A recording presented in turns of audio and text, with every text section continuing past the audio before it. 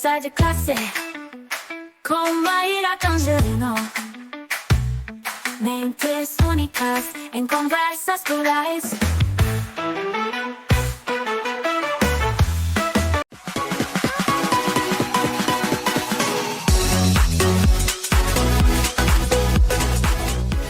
Olá, pessoal! Boas-vindas a mais um Conversa de Classe. E hoje a gente tem uma conversa aqui fascinante. Eu vou falar com o Roosevelt Souza Borman Filho. Ele tem uma trajetória, gente, única. Ele saiu da economia, passou pela docência universitária e hoje está lá na psicanálise. E o nosso papo, ele vai direto aqui ao ponto. A gente vai falar um pouquinho como que a globalização e o mundo digital impactam na nossa subjetividade. E eu já combinei com ele aqui nos bastidores que eu vou começar mandando a primeira pergunta para ele. Então, Roosevelt, você tem um pé na economia e outro pé na psicanálise. Duas áreas que, à primeira vista, elas até parecem distantes. Mas quando a gente olha para esse mundo de hoje, esse mundo globalizado, esse mundo digital, a gente percebe o quanto o econômico também afeta o psíquico. Eu quero saber como que você enxerga essa relação entre a lógica da aceleração global e o sofrimento subjetivo contemporâneo. Roosevelt, com muita alegria, com muita honra, seja bem-vindo ao Conversa de Classe. Muito obrigado pela oportunidade, muito obrigado por falar de um tema tão contemporâneo e que tanto mexe com a gente no dia a dia, não é? A minha história de vida já fala um pouco, né?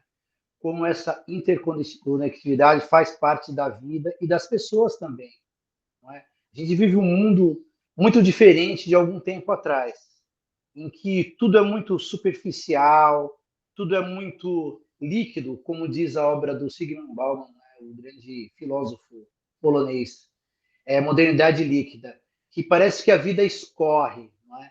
Então, eu acho que a psicanálise, nesse momento, tem um papel muito importante frente à sociedade. Até porque a sociedade consumista hoje e globalizada, ela exige uma nova forma de pensar, que é muito direta, muito exclusiva, né? E aí a gente está tentando, de uma certa forma, no dia a dia, se conectar com a vida. Não é fácil.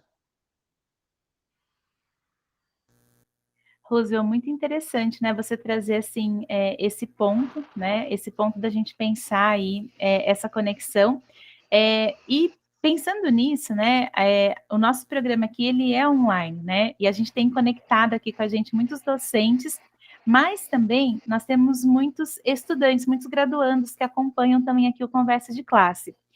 Eu queria saber exatamente isso, né, quando a gente fala do universo digital, a gente fala de uma realidade que ainda as pessoas vivem conectadas o tempo todo, né? Porém, tem muitos estudos, né? A própria escuta clínica mostram que parece que a gente nunca esteve tão solitário, né? Apesar dessa conexão ela ser tão presente, parece que a gente está cada vez mais sozinho. O que a psicanálise pode nos ensinar sobre esse paradoxo da hiperconectividade e do isolamento? Essa é a palavra, né, que é muito bem pensada e dita, esse paradoxo. Estamos muito juntos e muito distantes. Porque essa questão da tela, ela traz muitos benefícios, não é? Trouxe muitas formas de viver mais práticas, mas, ao mesmo tempo, ela fez com que as pessoas perdessem a capacidade de sentir. Não é? Porque o olhar, o olho a olho, não é? Essa forma de lidar com a vida, em que a gente encontra a resposta às nossas dificuldades, na dificuldade do outro, não é? Ela precisa ser levada em consideração. Isso que a tela nos traz, né? Ela aproxima e, ao mesmo tempo, ela distancia no que diz respeito aos sentimentos. Né? Isso é um problema muito grave na clínica, que a gente acompanha sempre, né? Até muito em relação aos adolescentes, por eles estarem mais na tela, né? E por eles já viverem já nesse mundo e já nascerem nesse mundo hiperconectado. Né? O que acontece? Eles não conseguem exprimir seus sentimentos, falar deles próprios. Não é? Isso gera um problema muito sério de não conseguir falar o que sente, né? Isso é muito complicado, né? Então, ele se apresenta um repertório muito pobre às pessoas hoje, sobretudo jovens. Então, é um trabalho dobrado em relação a isso, né? Por isso que é preciso ser pensado essa nova forma de viver. De que modo essa nova forma de viver, que não vai voltar atrás, não adianta, né?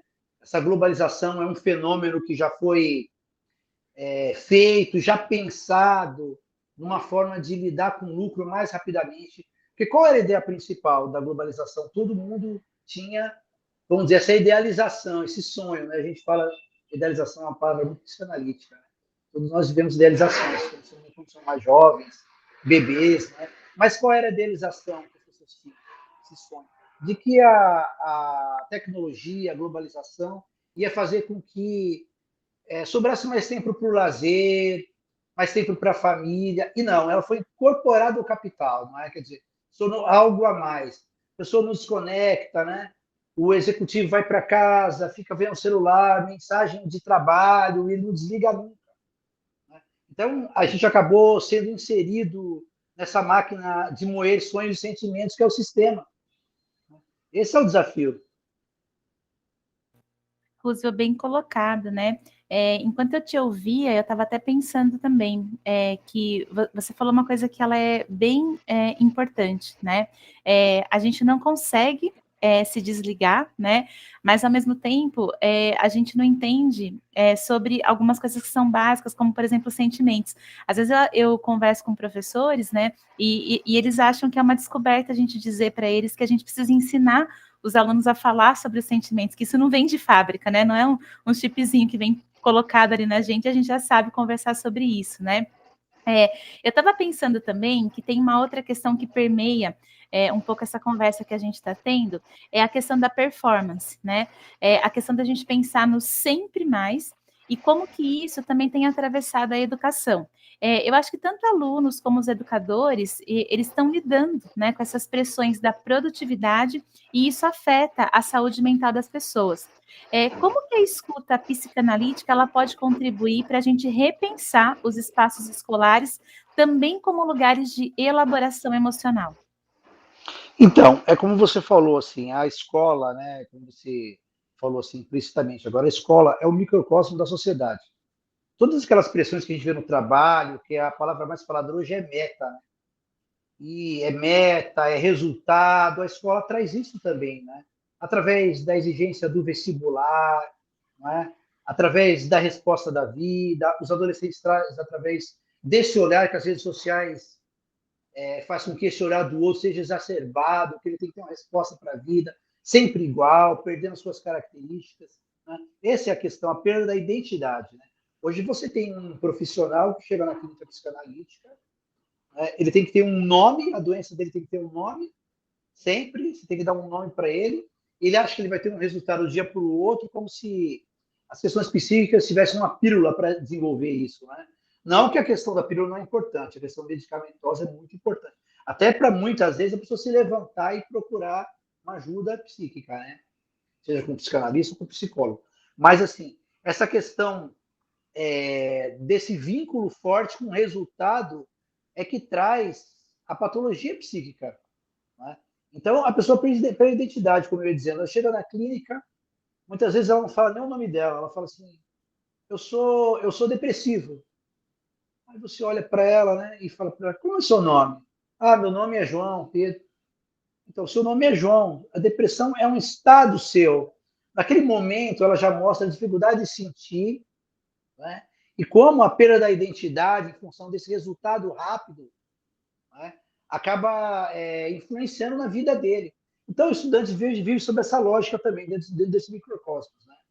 É o vestibular, é o resultado para colocar nas redes sociais, do que está fazendo, da forma de vestir, da mídia. Você presta atenção hoje nas imagens, elas são muito iguais. Né? Você pega aí um torneio internacional, uma Copa do Mundo, Olimpíadas, todo mundo está igual, o mesmo corte de cabelo, né? É como se a construção social não deixasse mais marcas. Né? Alimentação igual no mundo inteiro. Você vai para qualquer lugar, está todo mundo vestido do mesmo jeito, comendo as mesmas coisas, qualquer lugar do mundo. Né? Eu acho que a escola, como você falou, só para chegar já na resposta que você me fez, eu acho que a escola ela tem que pensar dessa forma de lidar com a individualidade do aluno. Não é? E sair desse conteúdo somente conteudista. É? Para pensar num estudante mais colaborativo, é? Participativo, entendedor das dificuldades do outro, da construção da empatia. Esse eu acho que é o desafio agora, né? Isso tem muito a ver com o que a gente tem visto nas escolas, que tem acontecido, né? Não é nenhuma crítica à escola de um modo geral nenhuma, né? Porque esse é o modo de viver da sociedade, a escola não pode vir. Mas eu acho que tem que ser pensado como o estudante pode ser colaborativo em relação ao colega, né? Complementar em relação à demanda do outro, não apenas competitivo, né? Que na sociedade que a gente vive não tem jeito de não ser, mas precisam desenvolver outras habilidades. E daí eu acho que a psicanálise pode ser muito importante. Perfeito, Roosevelt. Que explicação grandiosa, né? De como essas áreas, elas têm uma conexão, né? Elas não são totalmente dependentes, mas elas se conectam. Para a gente encerrar, eu queria te perguntar o seguinte, né? Pensando em uma sociedade que está se transformando sempre, né? Como que a psicanálise ela pode ajudar educadores, educadoras e escolas a lidar com os impactos emocionais e simbólicos que as mudanças digitais globais trazem para as crianças e para os adolescentes? Então, a psicanálise a gente chama sempre a clínica do desejo. Então, é interessante as pessoas e a escola pensar de uma forma desse adolescente desejar, não é? Dele pensar o que é bom para eles, o que faz sentido, porque hoje as pessoas não sabem mais o que elas desejam. Se você pergunta para elas o que elas querem, o que elas gostam, elas sabem o que elas não querem, né? E elas pensam muito mais naquele olhar do outro, né? De postar nas redes sociais, como a gente sempre fala, né? E tem muitos exemplos disso, né? Que você faz um passeio, né? Você se preocupa em colocar nas redes sociais aquela paisagem, aquele lugar, mais na foto do que no conteúdo, né? Então, recuperar essa capacidade de sentir. E para isso, precisa a escola ter um olhar sobre o estudante, o olhar do diálogo, de um com o outro, né? Através das rodas de conversa, né? Através de entender os sentimentos do outro, através de entender o modo de viver de cada um. Você imagina numa escola a riqueza que existe de conteúdo, cada um trazendo a sua história, da sua família, isso sendo contado, né? Isso pode ser uma riqueza, pode trazer o interesse do outro, um compartilhamento, uma admiração, né? Esse olhar, essa roda de conversa, não é? Essa questão de trazer sempre também perguntas em relação às dificuldades, né? E como que elas podem ser resolvidas em conjunto, cada um identificando, como eu disse no começo, sua dificuldade na dificuldade do outro. A escola tem um papel fundamental, ela pode fazer muito. Parece que, às vezes, as pessoas, e a gente mesmo, às vezes, coloca nessa loja, tem um sentimento que nada pode ser feito. Não é? Ah, mas o mundo é esse, a globalização está aí, não é? Esse mundo da resposta rápida, do não olhar, não tem mais jeito, não é bem assim.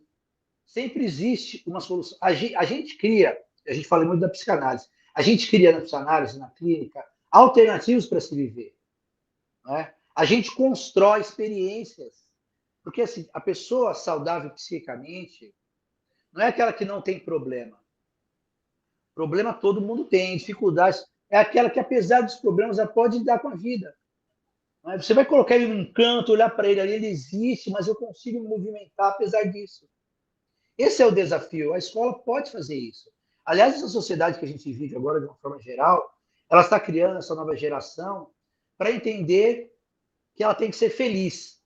E essa palavra não existe para a psicanálise. É meio chocante falar isso, né? Não existe felicidade para a psicanálise. Não da forma como é vendida. Tem que dar tudo certo, tudo perfeito, senão não serve. Isso não existe para ninguém. Ninguém vive assim. Isso é também uma idealização. Daqueles primeiros livros infantis, viveram felizes para sempre. Isso é só no livro.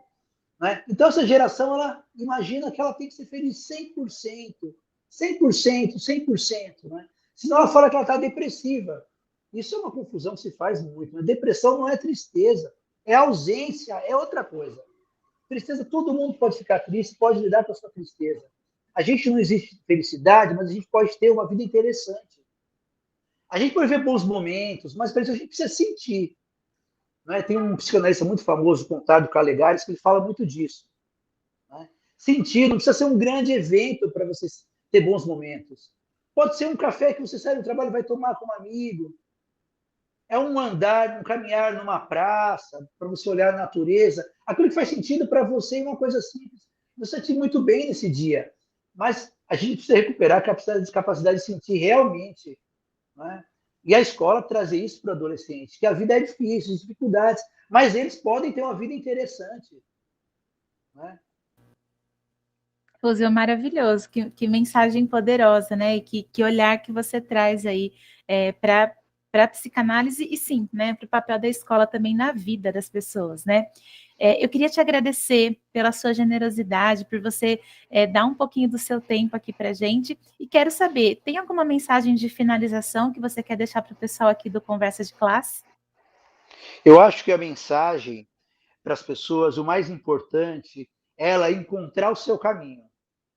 E elas podem fazer isso, apesar da vida que existe. Né? Construir perspectivas. Sempre pode ser feito algo pela vida, apesar das dificuldades que cada um vive, e sem querer minimizá-las. Cada um tem uma dificuldade, às vezes maior, às vezes menor, que o maior problema que existe é o nosso problema. Por outro, pode não fazer sentido. Não é? Mas para nós, muitas vezes, ele pesa, ele é difícil, mas, e apesar de tudo, existem alternativas, e essas alternativas podem ser construídas no dia a dia. Ai, que maravilhoso. Muito obrigada, Roosevelt. E, pessoal, a gente se vê no próximo Conversa de Classe. Até mais. Obrigado.